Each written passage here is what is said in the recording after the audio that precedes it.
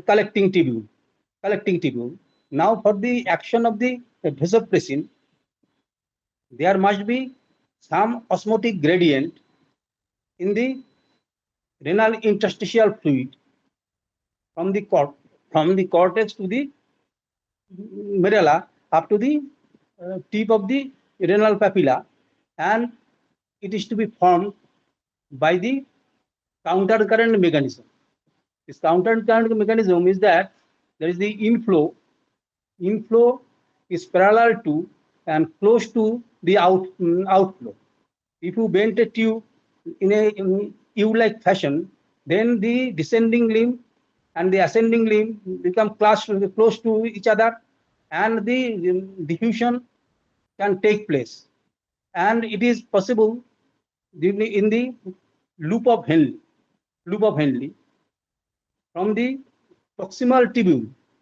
From the proximal tubule, isotonic fluid is coming and it entering into the thin descending limb. And it has been known in animal experiments by this micropuncture technique. That is, the fluid after the proximal tubule is isotonic, but the tubular fluid divided by plasma tubular fluid inulin divided by plasma inulin concentration is 2.5 to 3.3. Normally, if we take this value as 3, then only 1/3 of the fluid that enters from the glomerulus is available at that point, and this fluid remains isotonic, and it means that 2/3 of the water has been removed from this. Now, in the thin descending limb, the fluid having the osmolarity of 300 milliosmol is going downwards in the loop of Henle, and when it is going into the loop of Henle, water is coming out of it due to the presence of interstitial high osmotic pressure. And it is possible that this is developed with the help of this, that is the active transport of sodium chloride in the thick ascending limb of the loop of Henle. And so it is the it is called counter current multiplication. Suppose when this fluid is going into the descending limb, it is highly permeable to water, but almost impermeable to electrolytes. And so that whenever and in the thick ascending limb, sodium chloride and potassium is reabsorbed. It is reabsorbed by an active process. And when it accumulates in the interstitium, and there is rise in the osmotic gradient, osmolarity, and water will move from the thin descending limb to the interstitium, and its concentration and the fluid concentration it will going on. And in the cortical nephron, which is 85% of this population of the nephron, and in this case up to difference in value 600 milliosmol is produced at the bending of this loop of Henle. And then when it ascends, then gradually in the cortical nephron, the thin ascending limb of loop of Henle is very short or absent, and then when it enters into this, gradually this fluid will lose the osmolarity because water will remain, and there is a reabsorption of sodium chloride. And at the terminal part of the proximal tubule, it becomes definitely hypotonic.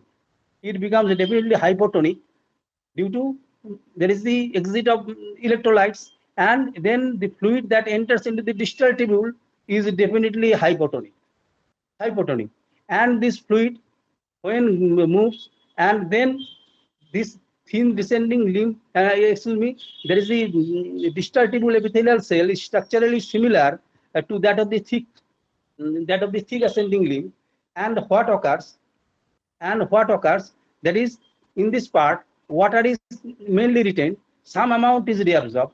5% of the water is reabsorbed due to active transport of sodium chloride in this part. And Up to this, you can remember that it is the at the bend in case of cortical nephron is 600 milliosmol at the bend, and when it enters into this cortical nephron, and there is it is and it is in this case it is 200 milliosmol or so, and and this fluid then enters into the cortical part of the nephron, that is the collecting tubule or collecting duct, and then whenever ADH is present, then watery part is reabsorbed, and collecting tubule goes through and through the cortex, outer medulla and inner medulla, and to enter ultimately into the pelvis of the kidney, and this part, this collecting tubule is sensitive to ADH, and in this part, the water is reabsorbed due to osmotic gradient that is present. Now, whenever ADH is acting fully in the dehydrating condition, then what occurs? Then the juxtamedullary nephron has its effect, and all the tubules ultimately drain from the cortex to the medulla via the collecting tubule or collecting duct. And in the juxtamedullary nephron, there is the thin ascending limb of loop of Henle, and in this case, there is some passive generation of the gradient. Passive generation, how it is possible?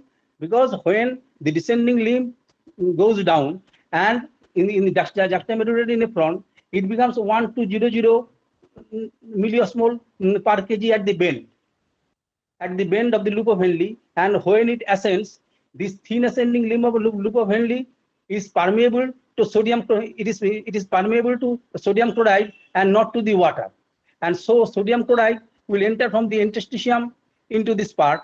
Excuse me, sodium chloride is then in the distal tubule already it is concentrated. So sodium chloride enters from the tubular lumen of a thin ascending limb into the interstitium, and water stays with it. And in this way, when it goes into the thick ascending limb and up to the thick ascending limb, and when it enters into the distal tubule, it becomes definitely hypotonic, and this fluid then enters into via the collecting tubule into the collecting tubule or duct, and when it reaches this, and when ADH has its action, and when ADH has its action, then there will be equilibrium. There is almost equilibrium is produced, because due to and in the water is reabsorbed, and its concentration and its osmolarity will increase within the lumen of the collecting tubule, and it becomes 1200 milliosmol when it reaches at the part of the that is the as duct of Bellini when it enters into the renal pelvis. So 1200 milliosmol, that is the almost 4 times that of the plasma can be concentrated, and it may be even more than that. It is 14000 milliosmol in some texts it is written, and in this way a concentrated urine is formed at the bend of the loop of Henle. If you consider the case of juxtamedullary nephron, then or you consider the average of the nephron, that is in the proximal tubule, 60 to 70% of water is reabsorbed. So you can take an average of 65%. In the loop of Henle, it is 15%. So 80% of the water is removed at that part. So at the bend of this loop, average loop, if you consider, it is the tubular fluid inulin plasma inulin ratio is nearly, that is the 1/5 or so you can calculate, and this fluid when enters and it enters into the distal tubule, then it is 80%. It is the 80% of the water has been removed, and when in the distal tubule 5% is reabsorbed, so 85% is reabsorbed, and when it enters in the collecting duct, then cortical collecting duct, in the cortical collecting duct 10% is reabsorbed. So 95% is reabsorbed. Only 5% remaining. The tubular fluid tubular fluid unit plasma unit ratio is approaching 20 or so. Then in the whenever ADH is acting fully, then 4.7% of the filtered load of water is reabsorbed, and only 0.3% of the load remains, and the tubular fluid plasma unit ratio can become 300 or so. So only 0.3 is available.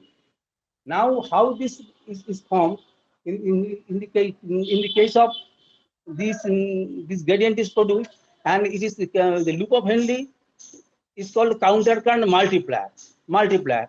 If you consider it's similar to that of the heat produced in a U tube type, and when it is produced, then at the if the hairpin turned, and when it is heated, suppose the flow rate is 10 ml per minute, and it is a heater is producing 100 calorie per minute. Then at the bend, and the heater is at the bend. So whenever the equilibrium is produced, it will raise the temperature from 90 to 100. That is the 10. And if it go, and when it goes, that is the ascending limb will deliver this heat to the descending limb as they are in close approximation. So that at the beginning, if the water is 30 degree, then at the top it is 30 to 40 degree, and then gradually it is, in the descending limb it is 30 degree to 90 degree, and in the ascending limb from 100 degree to 40 degree. And at each level, if you consider a particular level, then it is for 10, but it is spread in this way so that it is magnified in this fashion. So in vertically, it is magnified in a longitudinal direction, and it is called countercurrent system. Now in current text, they explain in another way. They consider the cortical, mainly cortical nephron, that is the descending limb, in the descending limb of loop of Henle, and thick assembly in close approximation. And here there is the difference in the permeability. That is, the thin descending limb is highly permeable to water. On the other hand, the thick ascending limb is almost impermeable to water. Thin descending limb is impermeable to sodium chloride, and thick ascending limb, it is permeable due to the active transport. So, and if you consider it in different steps, initially, if you consider, you can open the book, you will find the figure, and in that case, there is everywhere in the first point, it is the flow stop method. If you consider, suppose you take the descending limb and ascending limb and interstitium, initially all contains fluid of osmolarity 300 milliosmol, and then there is some stop. It is imaginary, but it is easy to understand this. And in that case, a difference of 200 milliosmol is produced at every level, so that the fluid in the interstitium become 400 milliosmol per kg, and in the tubule 200 milliosmol per kg at every level. And whenever it is taking, as the thin descending limb is highly permeable, then its osmolarity is equivalent to that of the interstitium. Now, in the flow begins, and isotonic fluid with 300 milliosmol then per kg is then entering, and it will push the hypotonic fluid from the thick ascending limb into the distal tubule, and then when this process is occurring, and there is equilibration between the thin descending limb and the interstitium, as they are highly permeable.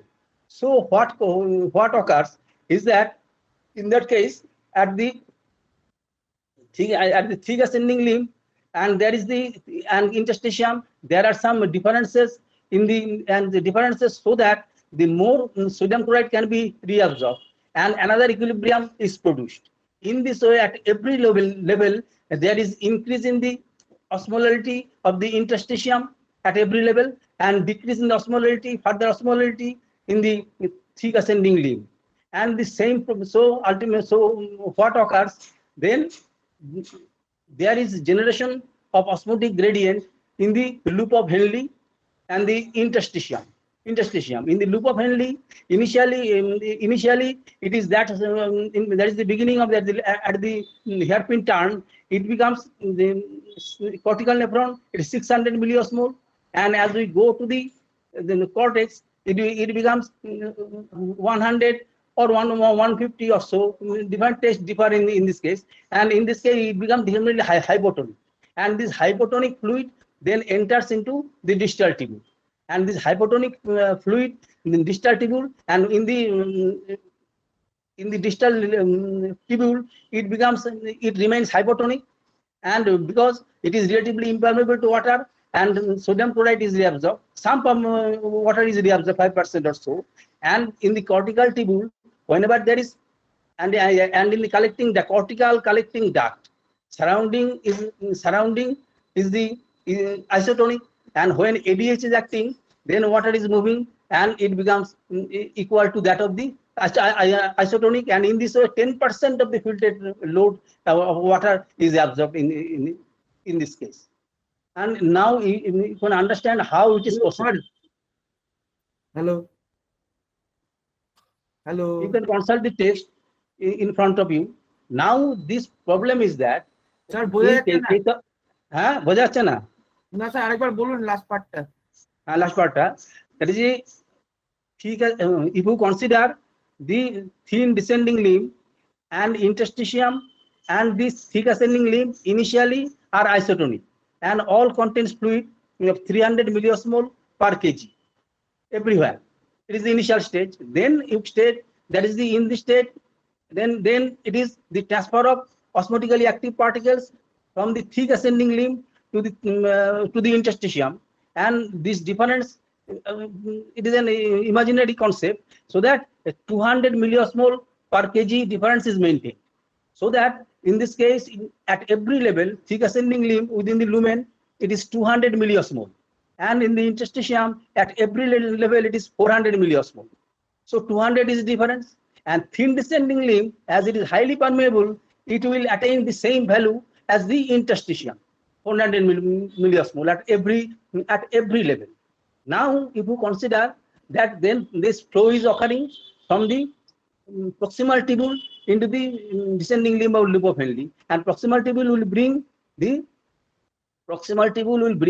isotonic fluid into it, and with this there is this change in the interstitium in corresponding to that of the thin descending limb, and in that condition there occurs at every horizontal level that there is some difference, so that from the thick ascending limb further reabsorption is possible to maintain this difference of 200 milliosmol per kg, and it will be at every level there is some increased hypotonicity in the thick ascending limb, and so that hypotonic fluid is entering into the distal tubule.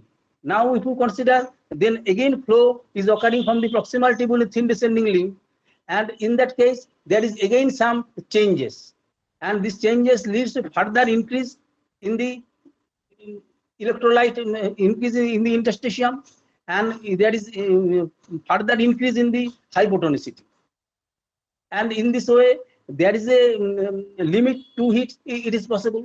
In the cortical nephron it is up to 300 to 600, but in the juxtamedullary nephron from cortex to the tip of the papilla it becomes 1 to 00 or even more, and in that case it is called countercurrent multiplication, in that at single level, at any level the difference is 200, but when it is spread from the cortex to the medulla to a distance of 1 centimeter or so, and it is spread that is up to 6 times, 200 multiplied 6 6 times, and it is multiplied 6 times. So it is an example is a countercurrent multiplier system. Now with this fluid then enter into the distal tubule, and then via the collecting tubule enters into the collecting tubule or collecting duct. And in that case, there is the if ADH is acting, then there is active reabsorption, and in the collecting tubule, 10% of water is reabsorbed. You may say that the proximal tubule and the collecting tubule, they are also close together, and there is counter current. There is a flow in one direction, inflow is one direction, outflow is the opposite direction, and in spite of that, there is no medullary, there is no interstitial osmolarity in the cortex. How it is possible? Because the cortex is highly vascular, so it is drains this. Drain, that is part this anything that is reabsorbed. Sodium, chloride, glucose, whatever is available, that is reabsorbed is taken because there is a huge flow through this. And for this reason, this concentration gradient does not develop in the cortex, but in the medulla, it is maintained. But it is slow. The flow is also low. And this maintained by the counter current exchanger mechanism by the vasa recta. It is maintained to this value is maintained. That is from 300 to 1200.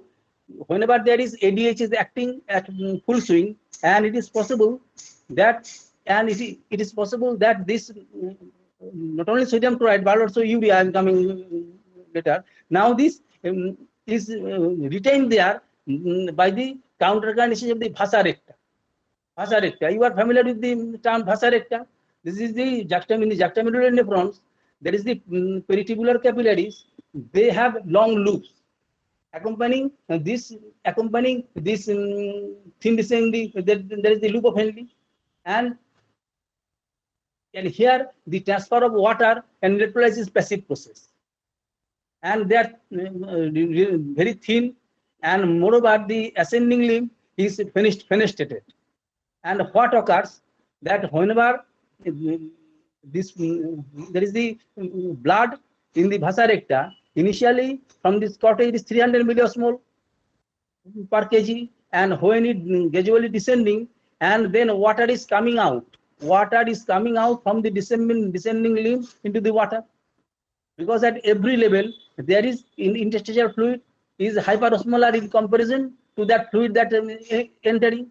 Water will come out from the descending limb, but at every level the sodium chloride concentration is more than the interstitium. So sodium chloride will come out from the ascending limb into the interstitium,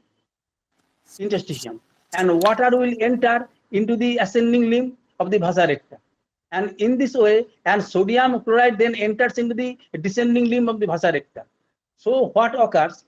There is of course some drainage to this. In spite of that, then it is the circulation is that the sodium chloride or other osmotically active particles and like urea is coming out of the ascending limb, and that entering into the descending limb at every horizontal direction. Due to the concentration gradient, there is a concentration difference, and water is coming out of the descending limb and entering into the ascending limb, and so that there is increasing osmolarity. In that case, that is the osmotically active particles remain entrapped into the interstitium, and some of them will go up.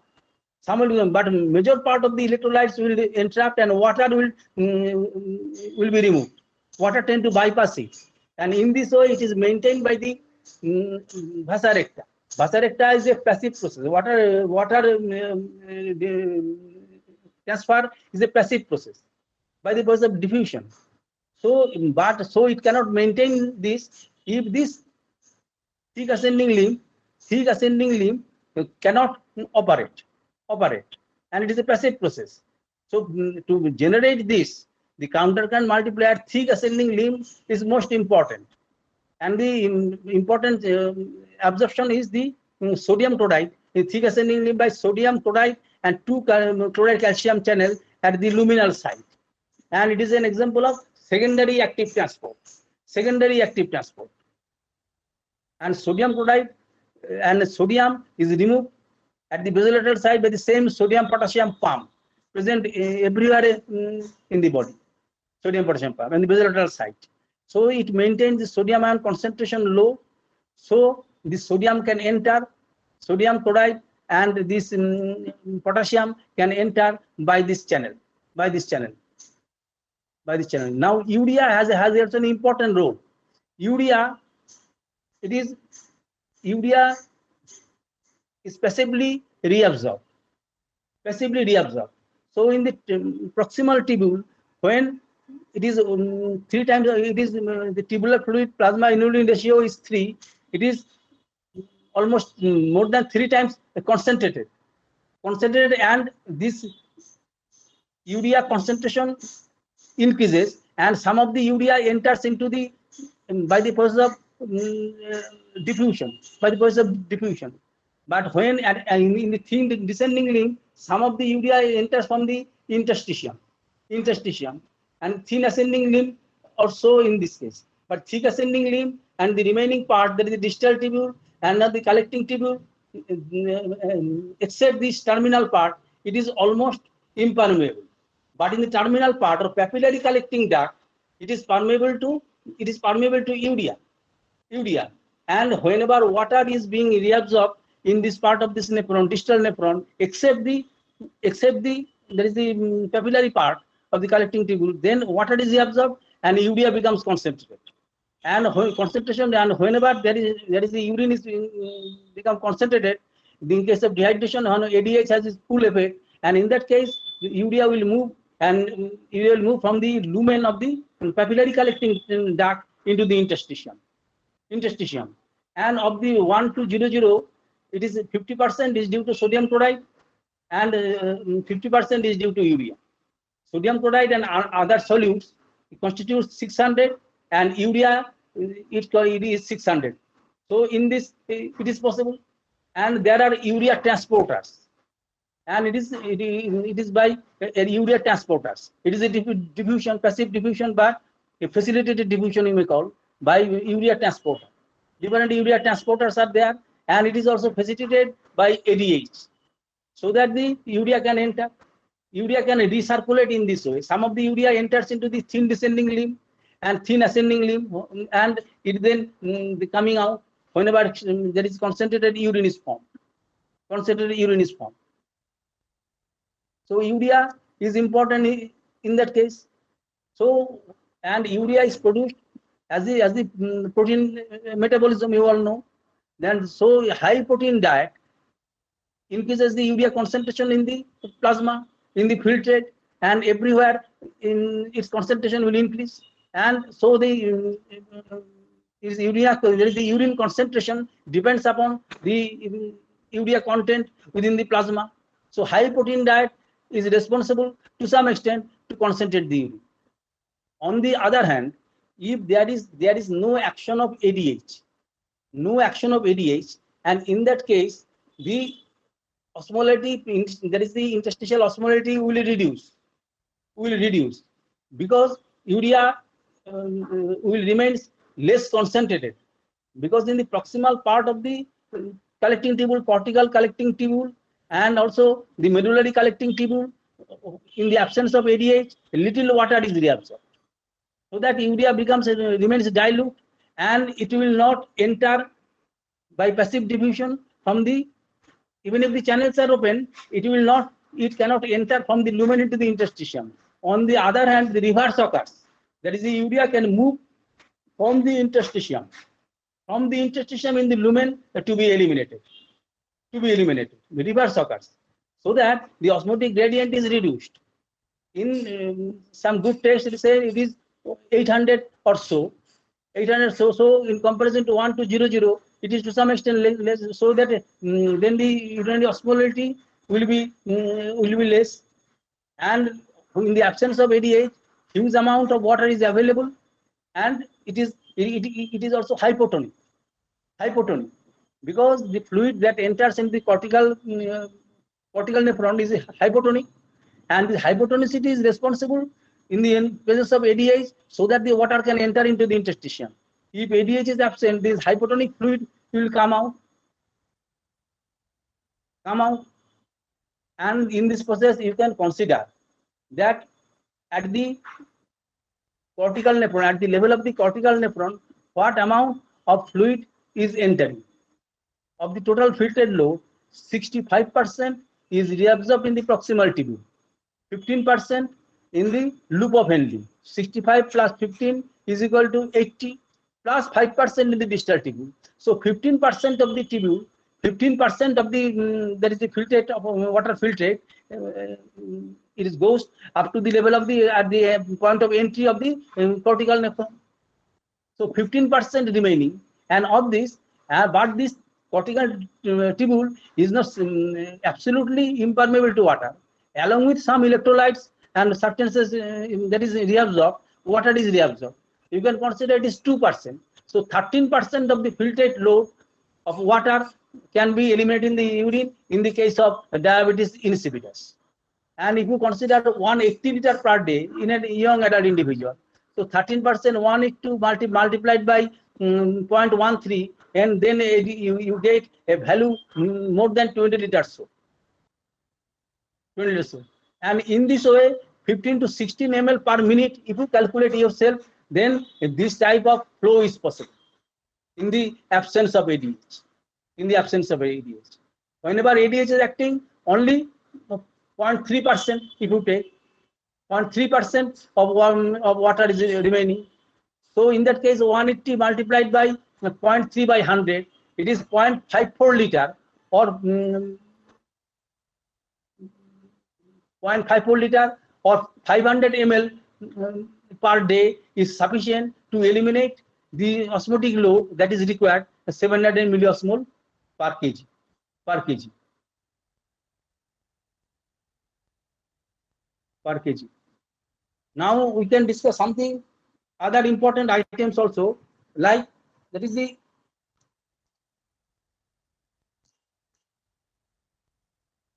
water diuresis. I discussed to some extent. Water intoxication is also important in some cases. Water intoxication. Water intoxication in our discussion we have seen that is the maximum urine flow is possible is 15 to 16 ml per minute. And if an individual, if you think in imaginary condition, is drinking fluid more than this amount, and if this and water will be absorbed from the intestine, and when it occurs, then this water will, then this extracellular fluid becomes plasma extracellular fluid becomes hypotonic, and water will enter into the cell, because kidney has a capacity, it is high capacity, but it can be circumvented by taking large amount of water. And what occurs, then water will enter into the cells, and it improves entry into the brain cells. It may cause convulsions and even coma and even death. It is called water intoxication.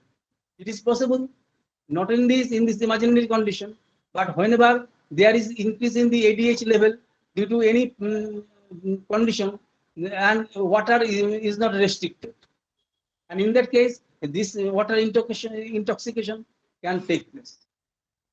Another important point in this case is the osmotic diuresis. Osmotic diuresis, it is an important thing. And how it is possible? You know that in diabetes mellitus, there is polyuria, and here the glucose concentration in the blood increases, and this filtered load is such that transport mechanism is active, is can maximum, it is when it is more than Tm, then additional glucose will enter into the renal tube and it will have osmotic effect. Similarly, if you consider in gross discussion, that is in osmotic diuresis, if there is in the tubular fluid, that is the osmotically active particles that is not reabsorbed, then it will exert its osmotic effect. Suppose in case of mannitol, if you consider the mannitol is used clinically, mannitol is infused, and mannitol is present in the bone marrow space, and this when this fluid is going into the proximal tubule, water is being reabsorbed along with sodium chloride and other substances that is reabsorbed. And when the mannitol concentration go on increasing, it will not be absorbed and it will have its osmotic effect. It will exert its depending upon its concentration, it will hold water, So, and in that condition, this in the and this volume, that is the volume in the proximal tubule in the lumen of fluid will increase, and sodium concentration can go down, and when its concentration is such a value that there is a limiting concentration is produced. That is below this sodium cannot be transferred actively. Sodium transport is an active process, whatever it may be, the primary or secondary. Then there is a limit. Whenever the concentration of sodium goes to that value, then further sodium will not be reabsorbed, and sodium stays with the water. So loop of Henle will be presented with a volume of fluid that is isotonic. Isotonic, it contains substantial amount of the non-reabsorbable solute like mannitol, and sodium concentration is low. But whenever this you consider the fluid volume flow per time, then it is high, and amount of sodium, absolute amount of the sodium do increasing. Concentration is low, but per unit of time, more sodium will entering along with the isotonic fluid. And in the loop of Henle, the sodium and this loop of Henle, water reabsorption will be less. Water reabsorption will less because this osmotic gradient will be reduced. Why reduced? It is reduced because as the sodium concentration is low, this limiting concentration is also active in the thick ascending limb of loop of Henle, and in that case, it will not absorb this sodium chloride and potassium by this channel, so that counter current multiplied mechanism will fail in that case, or it will be reduced, so that there is the less amount of water will enter into the interstitium, and the thick and the thin and thick ascending limb, they are normally water impermeable, and they will enter and they will go to the distal nephron. And in the cortical nephron, and as in that case, the fluid can to some extent enter into this. There is the fluid can into the interstitium, but its amount is less. And when it goes to the collecting tubule, as there is the osmotic gradient is reduced, less amount of water is available. Less amount of water will be reabsorbed, and more will be eliminated. More will be the osmotic load. More will be the urine flow rate. So urine flow rate will increase. And huge amount of urine can be produced. More than water diuresis. And if you see the figures in the textbook, and here there is you see a figure. One is you see a figure in which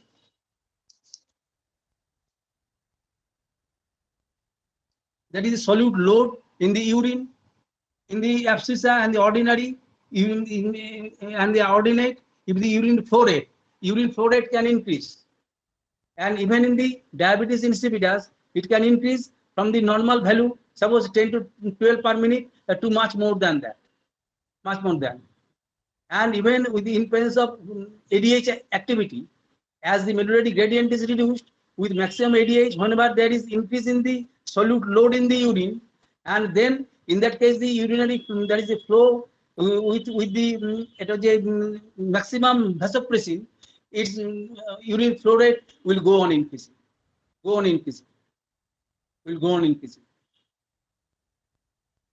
And whenever this is occurring, then this osmolarity of the urine will approach gradually, as the flow rate increases, approach gradually to that of the isotonicity. isotonicity. We will approach that of the isotonicity. And how it is possible? Whenever in the another graph, you will see that the urine flow in the abscissa and the urine osmolarity in the ordinate. And in that case, when the urine flow rate go on increasing due to increased load, and in that case, even in the presence of maximum ADH, it is decreasing from 1400 asymptotically to that of the isotonic, that is the isosmotic state. It will not touch, but it will close to this as the urine flow increases. How it is possible? In water diuresis, water deabsorption from the proximal tubule remains same. Water deabsorption from the proximal tubule remains same. Water deabsorption from the proximal tubule remains same, but in the ADH, due to lack of ADH effect in the distal nephron, then this dilution occurs. But in osmotic diuresis, it occurs at the level of the proximal tubule. So that whenever there is the osmotic load increases, the more and more fluid will coming from the proximal tubule itself. So it will approach to that of the osmolarity of the proximal tubule, that is isosmotic. For this reason, in case of diabetes insipidus, normally the urine is of low osmolar concentration. Flow rate is high, it is of a hypotonic nature. But when osmotic load is produced, in diabetes, in osmotic diuresis produced in case of the osmotic diuresis produced in case of diabetes insipidus, then its concentration of osmotically active particle concentration will go on increasing, and it will gradually approach asymptotically with that of the isotonic fluid of 300 milliosmol per kg. Because in that case, the urinary concentration increases due to increased flow, is due to primarily not only due to absence of ADH, but also coming from the proximal tubule. As the contribution of the proximal tubular fluid is more, then it will approach gradually towards the isosmotic fluid. And this, so the urinary concentration go on increasing. And it is a common question you can be asked that in osmotic diuresis, in diabetes insipidus, urine concentration increases. Why? Then you have to explain in this way. Because more fluid is coming from available from the proximal tubule. Osmotic diuresis. Osmotic diuresis is also produced if there is mannitol is a exogenous substance, but endogenous substances like glucose or urea, if the concentration increases, then it may cause the osmotic diuresis. Suppose, for example, in case of diabetes mellitus, there are uncontrolled diabetes mellitus. Whenever there is the glucose level is so that it exceeds that of renal threshold, then this glucose will remain beyond the proximal tubule, and it will hold water, and that is then the urine flow will increase. So polyuria is a symptom. Polyuria is a symptom of diabetes mellitus. It occurs in this way. Similarly, if sodium chloride can be infused in high concentration, it is possible to produce diuresis. Because there is a limit, sodium is actively deabsorbed, and there is a limit of reabsorption of sodium. So if sodium chloride in experimental animals is infused in high concentration, then also diuresis can be produced by this sodium chloride or urea also. So this is something of this, that is this mechanism. Now you can understand the water excretion process. Normally, a filtrate of 180 liter is produced. 180 liter is produced per day. 125 ml per minute, and urine volume is normally 1 liter or so. So that major part, more than 99% is reabsorbed. 99% is reabsorbed. More than 99% is reabsorbed. On the other hand, whenever there is excessive intake of water, that is the water diuresis. If we take a large amount of hypotonic fluid, if we take large amount of hypotonic fluid or simply water, some time is required to begin the urine flow, increase in the urine flow. Because whenever water is increased, initially there is slight fall in the ADH secretion. But when that ADH already in circulation, it will require some time to be, it has some half-life, and it will take time to its concentration going to be low. That is already present, and after 15 minutes, then urine flow increases, and it becomes 40 minutes to have its peak. And in this way, water can be eliminated, and maximum urinary flow is produced is roughly 15 ml per minute can be produced. Can be produced. Now, whenever the concentrated urine is produced, a maximum limit is 1400 or 1 osmolality per kg in human being, and but in animals it may be different. In dogs it is roughly 2500 ml per minute, and in the desert rodents, Samomis, it may be 5000 milliosmol per kg. It is possible. Now this power of concentration can increase in human beings also by different mechanisms. And not only human beings, but in general there are some rules for this. One is the length of the there is the loop of Henle. Juxtamedullary nephrons in human beings, it is 15%. It is more in other animals where there is scarcity of water. More water is to be reabsorbed. So that in that case, the length of the loop of Henle and number of the juxtamedullary nephrons, relative number of the juxtamedullary nephrons is important. Second is the rate of flow. Rate of flow of fluid must be low to have its full effect. Rate of flow. It has been seen in experimental animals having diabetes insipidus. If renal artery of one side is constricted, so the GFR will be reduced on that side, and in that case on that side there is the on the ureter, the urine concentration will be more than normal, even without the absence of ADH. But in the other side, it remains hypotonic and will flow is more. So the rate of flow, not only of the fluid, but also in the vasa recta. In the vasa recta, if this fluid flow is low, then there is at every level, sodium chloride and urea is coming out from the ascending limb, entering into the descending limb, and water has the reverse direction, coming out of the descending limbs, entering into the ascending limb. And if this flow is increased, then there is less chance of equilibration, and more solute will be taken away in the cortex to the general circulation. So its rate is also important. And so the blood flow, if you find in the text, you will find there is it is the concentration, it is the rate of flow is much lower than of the there is the terminal part. There is the terminal part, inner part of the medulla. Its flow is less than that of the upper part, and also further less than the cortex. Rate of flow is also important.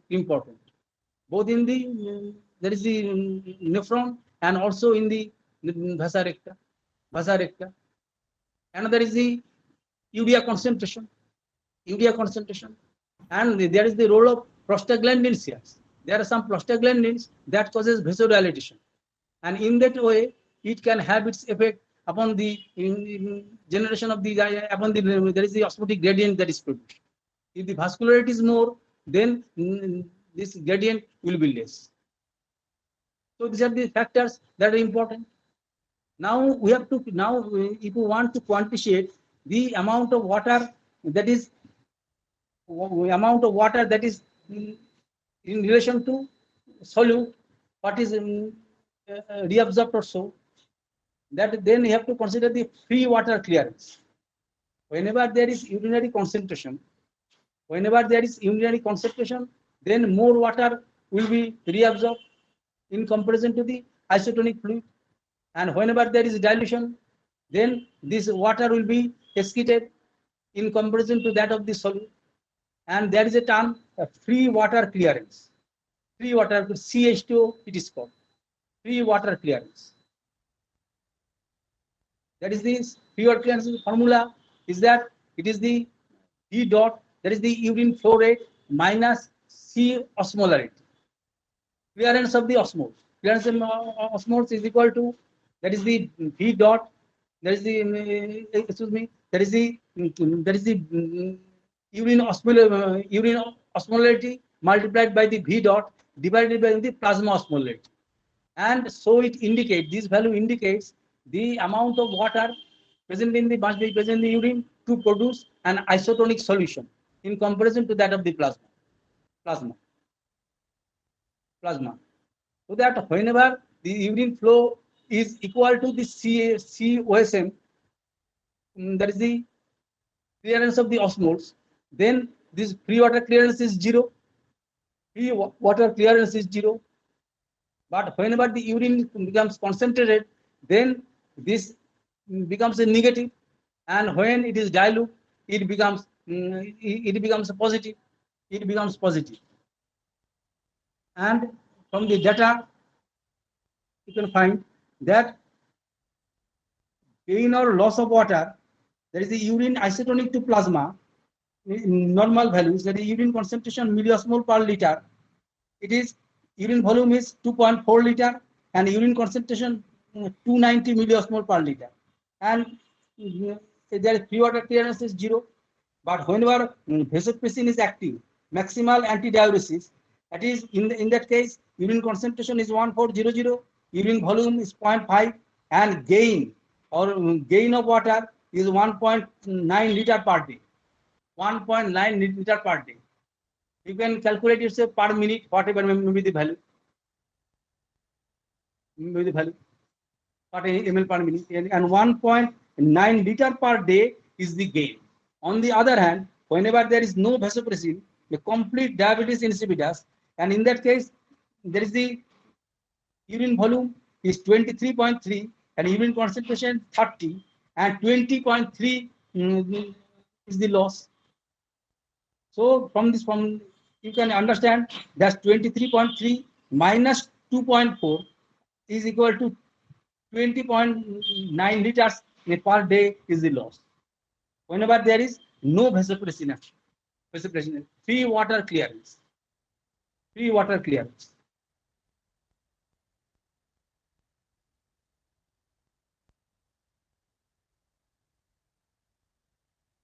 Now, in this case of discussion, there are some terms, that is the diabetes insipidus. We have to know a few words about diabetes insipidus. It is produced by due to less action, availability or less action of posterior pituitary hormone vasopressin, 9 amino acid containing peptide. ADH is also called anti-diuretic hormone, ADH,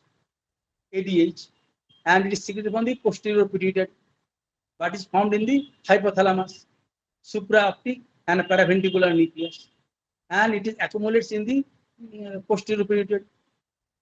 And its principal stimulus, normal stimulus, is the increase in the osmolarity of the plasma. Whenever there is increase in the osmolarity of the plasma, when it goes above 285 milliosmol or so, and then there is increased secretion of ADH.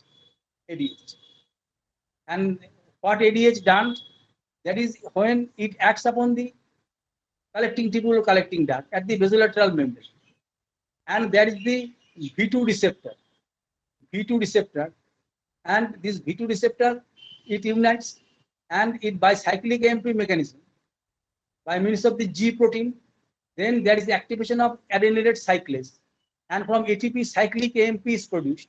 Cyclic AMP activates protein kinase A, and it somehow increases via some there is molecular motto, that is the insertion of this channel that is present in the cytosol. These channels are in the walls of these vesicles, and they are brought to the luminal site.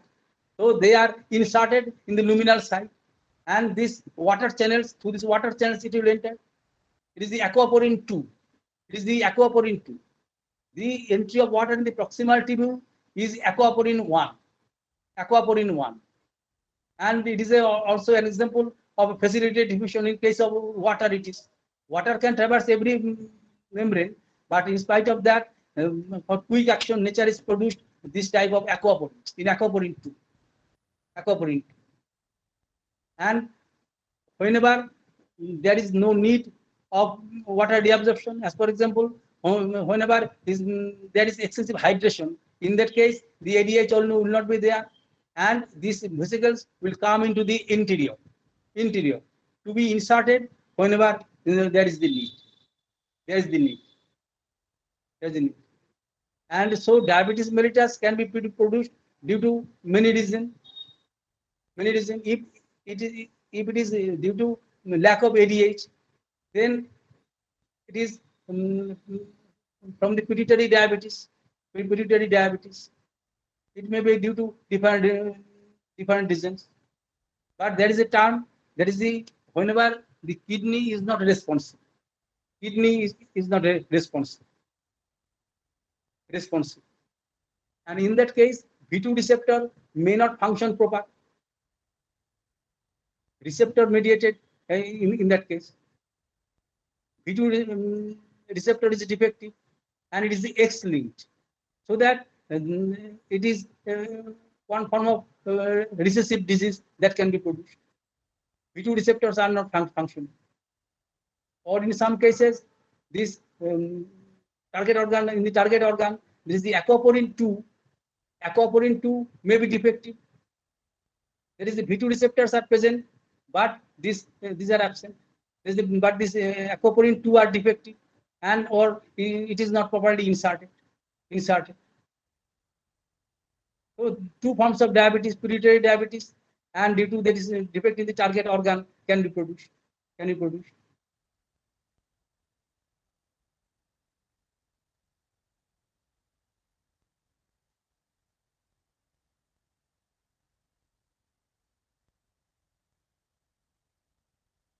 In peak ascending limb, there is a term that is called Barter syndrome that is produced. And it is a defect that it is a genetic defect. So that is sodium chloride is a rare disease, but it helps to know something related to this. That is the absorption of water, sodium potassium chloride transporter, and in that case, this transporter may not function properly, and there is a term Barter syndrome is produced, and it is due to different reason. One is the defective in this channel, or it may be due to other defects. Like chloride channel. Two types of chloride channel. Chloride channel Ka, chloride channel Kb, and also the renal outer medullary potassium channel. This may be defective in this case.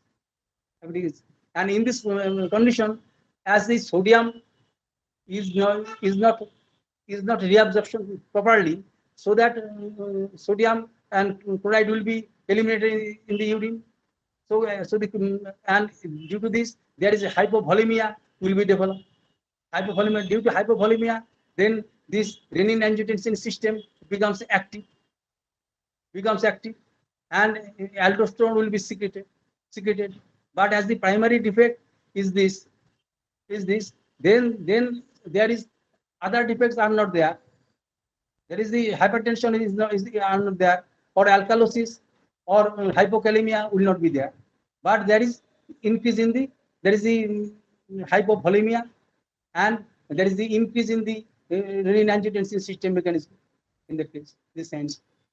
Now, chloride channel Ka and Kb may be defective, and whenever there is only defect in chloride channel potassium Kb, and in that case, it is limited to the kidney, Barter syndrome to the kidney. But when it is Ka and but when it is in, it is Bartin. It is due to Bartin. Bartin. It is an integral protein. It is combined with this both of these chloride potassium channel. And in that case, when it is due to this, then there is also defects in the inner ear. Inner ear. Whenever there is the high potassium concentration, in the inner ear, and due to this effect, there is defect in the hearing capability or deafness may can occur. Stria vascularis that secrete chloride within this potassium, and when it is defective, when due to Bartin, then both there is affection of the kidney and also in the inner ear, and deafness can occur. Because but if only this Bartin is not active, and if only chloride channel Kb is inactive, then deafness will not occur. Then other channel will compensate. Other channel will compensate in the scalar media also.